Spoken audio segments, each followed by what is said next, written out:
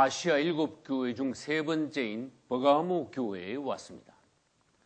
우리가 읽은 계시록 2장 12절로 17절까지의 내용은 2000년 전 당시 버가모 교회의 실상을 말씀하고 계시는 것입니다. 그리고 이 버가모 교회의 상황을 통하여 오늘날 이 땅에 있는 모든 교회들의 유형에 관하여 말씀하시고, 또 오늘날 그리스도인들 중에서 버가모 교회를 닮은 그리스도인들이 있다는 말씀인 것입니다.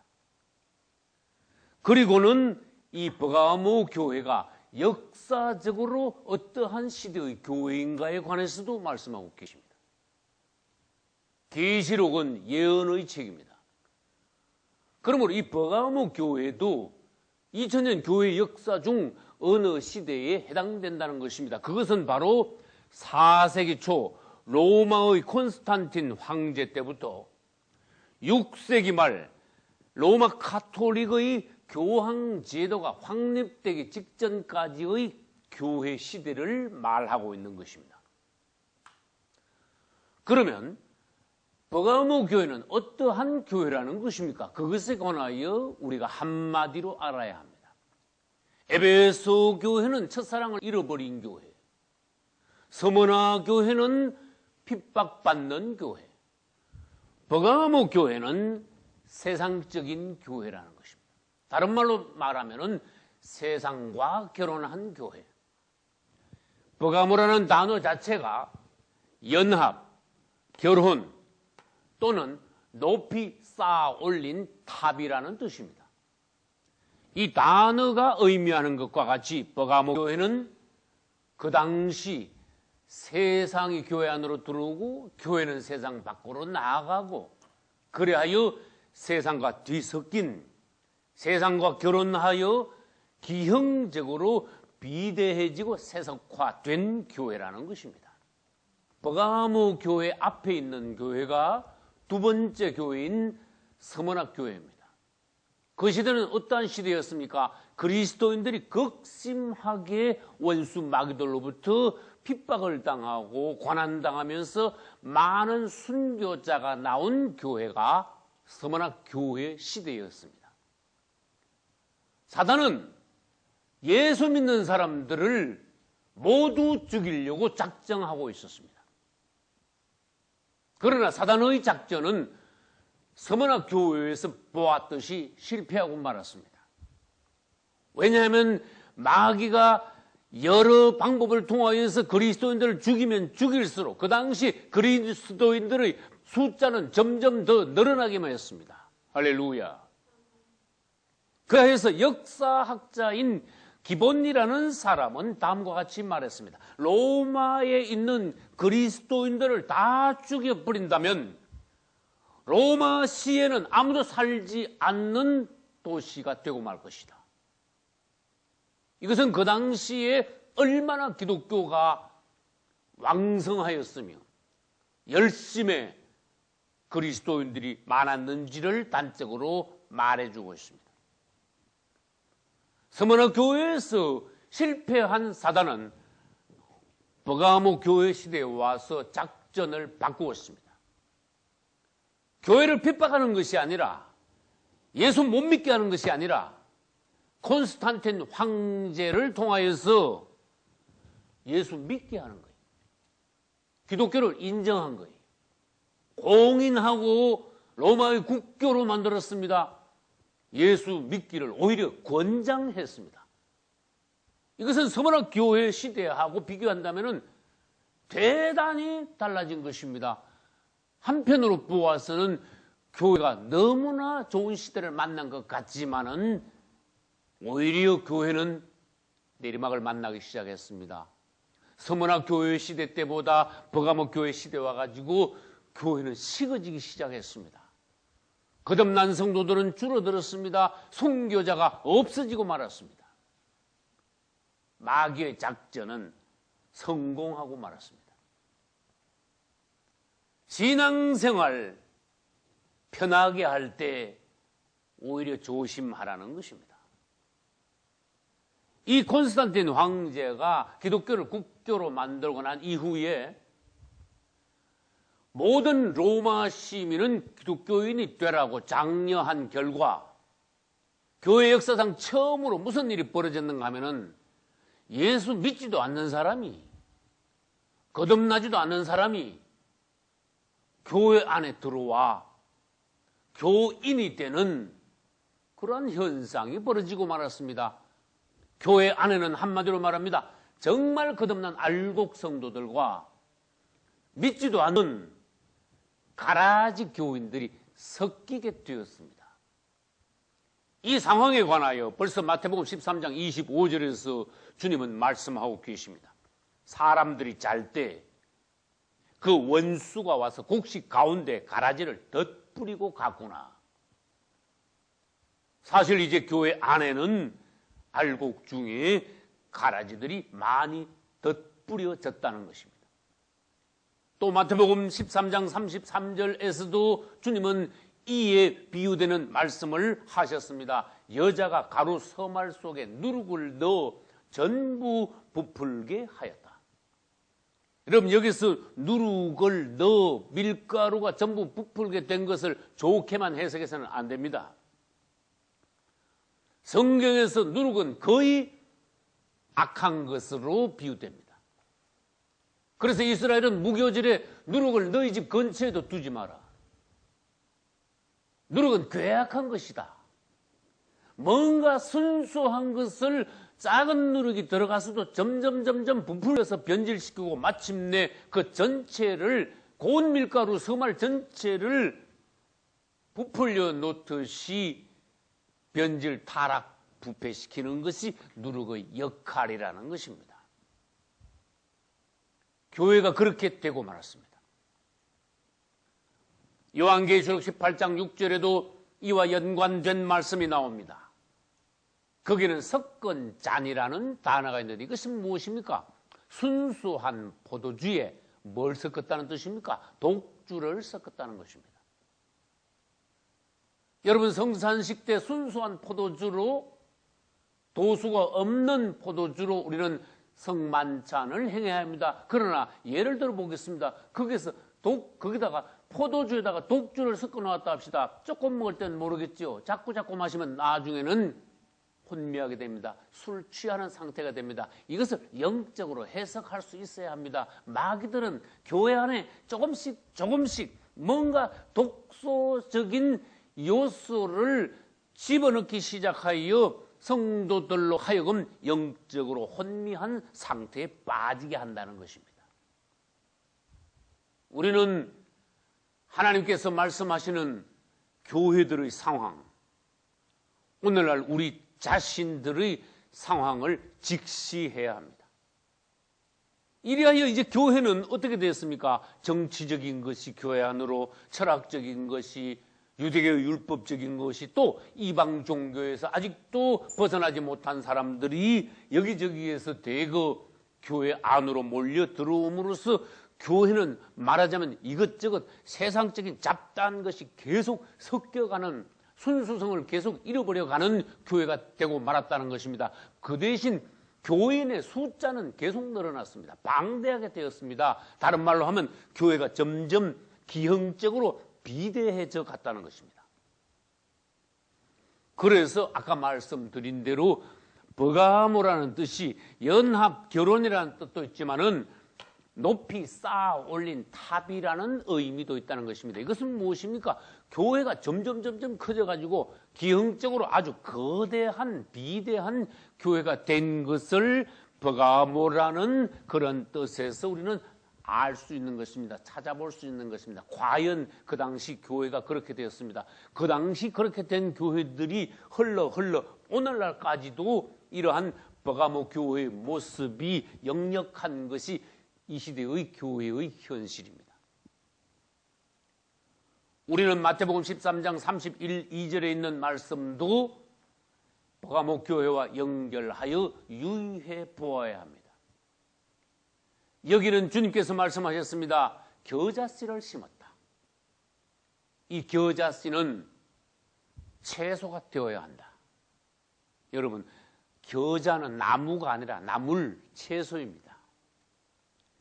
겨자씨, 작은 겨자씨를 심었는데 이 겨자씨가 채소가 되어 사람과 하나님께서 보시기에 먹기 좋은 그러한 나물이 되어야 하는데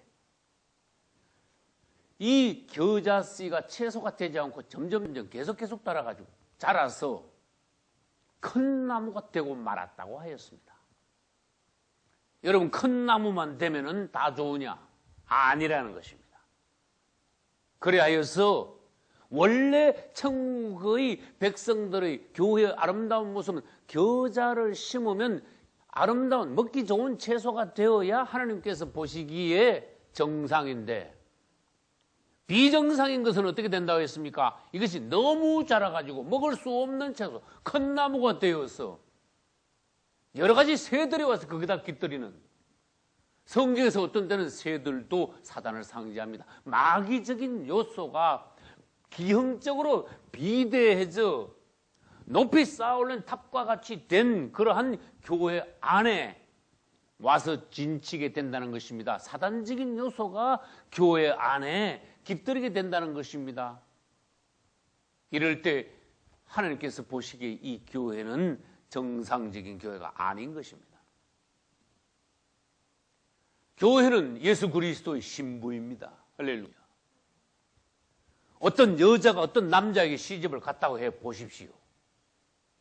그 한 남편만 사랑해야 합니다.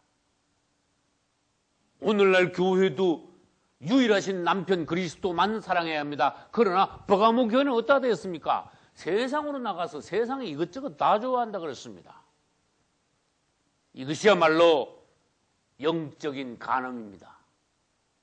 현실적으로 말하면 바람난 여자와 같다는 것입니다. 또 다른 비유로 말하면 배가 바다 위에서 떠갈 때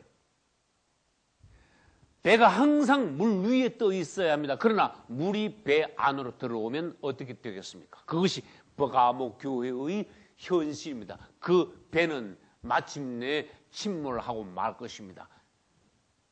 물속으로 빠져 들어갈 것입니다. 이것은 교회가 세상 것이 자꾸 교회 안으로 들어오면 결국 교회는 세상으로 빠져 침몰하고 만다는 것입니다. 이러한 교회가 있으며 오늘날 이런 성도들, 교인들이 너무나 많다는 것입니다. 우리가 하나님의 안목이 있다면 이 시대를 볼 수 있어야 합니다. 교회의 상황을 볼 수 있습니다. 우리 자신의 상황을 직시할 수 있어야 합니다. 이 버가모 교회의 현실을 보고 주님께서는 2장 13절에서 뭐라고 말씀하셨습니까? 내가 어디에 사는 것을 내가 아노라. 거기는 즉 내가 있는 곳은 사단의 위가 있는 데라. 사단의 왕좌. 너는 사단의 왕국 안으로 들어가고 말았다. 네가 있는 곳은 하나님의 보호자가 있는 곳이 아니라 마귀가 점령하고 있는 사단의 통치 영역 안으로 너는 들어가고 말았다. 그리스도인들이 이렇게 될 수 있다는 것입니다. 교회가 타락하면 결국 어떻게 됩니까? 정치와 야합합니다. 교회가 상업적으로 되면 상업과 결탁합니다. 세상 이것저것 사상이 교회 안으로 들어오면 철학에 물들게 됩니다. 그 다음 이 시대에 많은 사람들이 교회 안으로 들어오다 보니까 이방 종교적인 행습, 사상 이런 것들이 교회에 들어와 오늘날 순수한 기독교 진리와 혼합됩니다. 이것을 결론적으로 말해서 버가모라는 것입니다. 즉 세상과 연합하고 세상과 결혼한 교회가 된다는 것입니다. 이런 것을 우리는 오늘날 철저히 막아야 합니다. 우리 자신이 순수함을 계속 유지해야 합니다. 첫사랑을 계속 지켜 나아가야 합니다. 할렐루야. 이러한 교회를 향하여서 예수님께서는 자기 자신을 소개하셨습니다. 세상적으로 타락해가는 버가모 교회를 향하여 예수님 뭐라고 말씀하시겠습니까? 2장 12절에서 좌우에 날선 금을 가지신 분이라고 예수님 자신을 소개하셨습니다. 버가모 교회같이 되면 예수님이 너희 앞에 오실 때 그분은 좌우에 날선 금을 가지고 오실 것이다. 이것은 냉정한 것입니다. 그분은 날카롭고도 엄한 심판을 하실 것이다. 그러나 오늘 그리스도인들이 놀러 다니기 좋아하고 세상과 휩쓸리기를 좋아하고 텔레비 프로를 볼 때도 유치한 세상 프로를 보고 스포츠나 보고 컴퓨터도 하나님께서 보시기에 정말로 좋지 않은 컴퓨터만 하고 앉았고, 여러분 그러한 시간에 말씀 보고 기도했다면 모든 그리스도인들이 지금보다 훨씬 다른 환경에 있을 것입니다. 하나님께서 훨씬 더 기뻐하셨을 것입니다. 지금과 같은 그러한 상태에 그들이 있지 않았을 것입니다. 그러므로 주님께서는 뭐라고 하셨습니까? 회개하라. 만약에 그들이 회개하지 않는다면 16절에서 그분은 내 입의 검으로 그들과 싸우리라. 싸운단 말은 심판하신다는 말씀입니다. 그리고 13절에 가서는 예외를 말씀하셨습니다. 그러한 하락한 세상적인 교회 안에도 충성된 증인 안디바와 같은 하나님의 기뻐하시는 종이 있었다고 하였습니다. 이 안디바는 여기밖에 나오지 않습니다. 어떤 종인지 무슨 일을 하고 어떻게 순교했는지는 우리는 알 수가 없습니다. 그러나 자랑스러운 이름, 버가모 교회 안에는 안디바라는 종이 있었습니다. 그는 세속화되어가는 교회의 상황을 직시하고 그것을 반대했습니다. 그러다가 순교했다고 말씀하셨습니다. 그 종이 순교할 때 예수 그리스도의 이름을 굳게 붙잡았고 죽음 앞에 가서도 예수 그리스도를 향한 믿음을 조금도 저버리지 않았다고 하였습니다. 할렐루야. 여러분 아시아 7교회를 다 돌아보십시오. 교회의 상황이 어떠하든 교회가 아무리 하락하고 타락하든 그 교회에서 반드시 살아있는 종이 있습니다. 할렐루야. 이기는 자가 있습니다. 오늘날 이 시대도 그렇다는 것입니다. 우리는 이 시대에 어떠한 그리스도인이 되어야 하느냐? 다시 하나님의 말씀을 통하여서 새로운 각오를 가져야 합니다. 할렐루야. 그 다음 14절을 보겠습니다. 이 버가모 교회 안에 세상적인 것이 들어오긴 들어오되 구체적으로 어떠한 것이 들어왔느냐? 두 가지를 주님은 말씀하셨습니다. 발람의 교훈과 니골라당의 교훈이 버가모 교회 안에 있다고 하셨습니다. 여러분은 발람을 잘 아십니다. 돈에 팔려간 사이비 종입니다.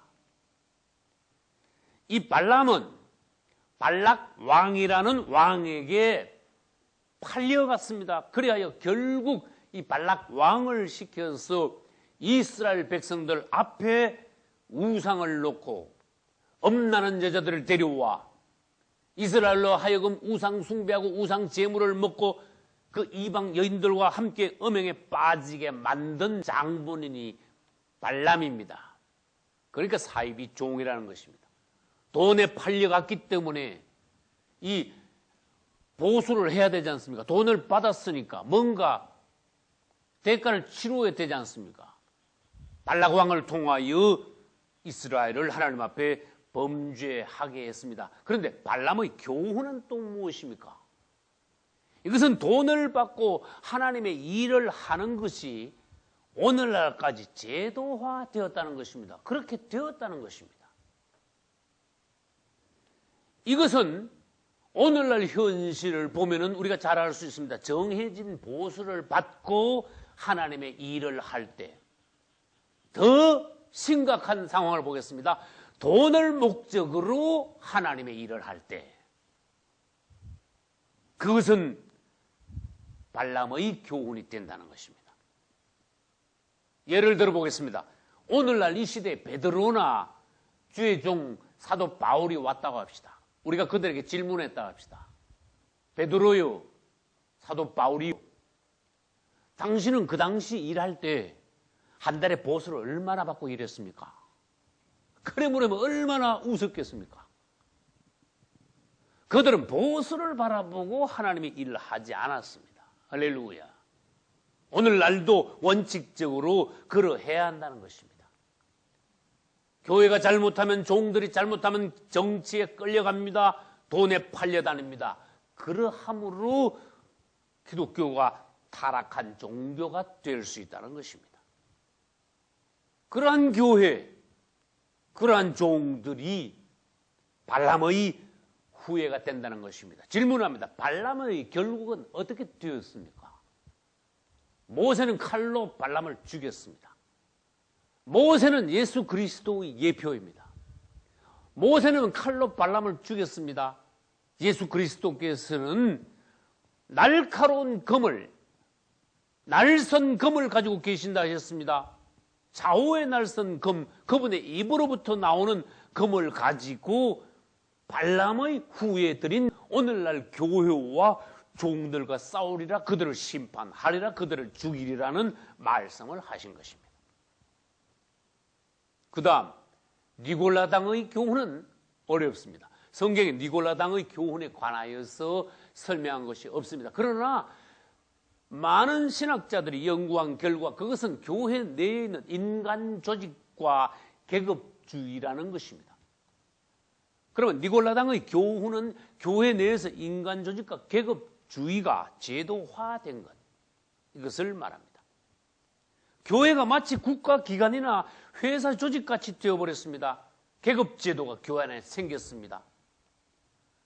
많은 가라지들이 교회에 들어오니까 성직자라는 계급이 생겨 그들을 관리하고 통치하게 되었습니다. 그래서 초대교회는 전혀 그런 모습이 없었었는데 이제는 버가모교회 시대 이후부터는 뭐가 생겼습니까? 성직자 평신도 계급이 생겼습니다. 나누어졌습니다.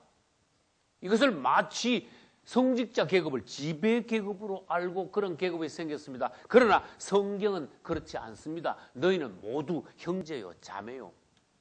그리스도인들은 모두 똑같이 왕같은 제사장이다. 할렐루야. 에베소 교회는 니골라당의 행위가 있었는데 여기 버가모 교회에 와서는 니골라당의 교훈이 생겼습니다. 그것은 행위가 발달하여 점점 그것이 제도화, 아주 굳어버리고 말았다는 것입니다. 이것은 결국 로마 가톨릭 교회에 가서 완전하게 제도화되어 오늘날 기독교로 전수되고 있습니다. 이에 대해서는 우리 2010년도 8월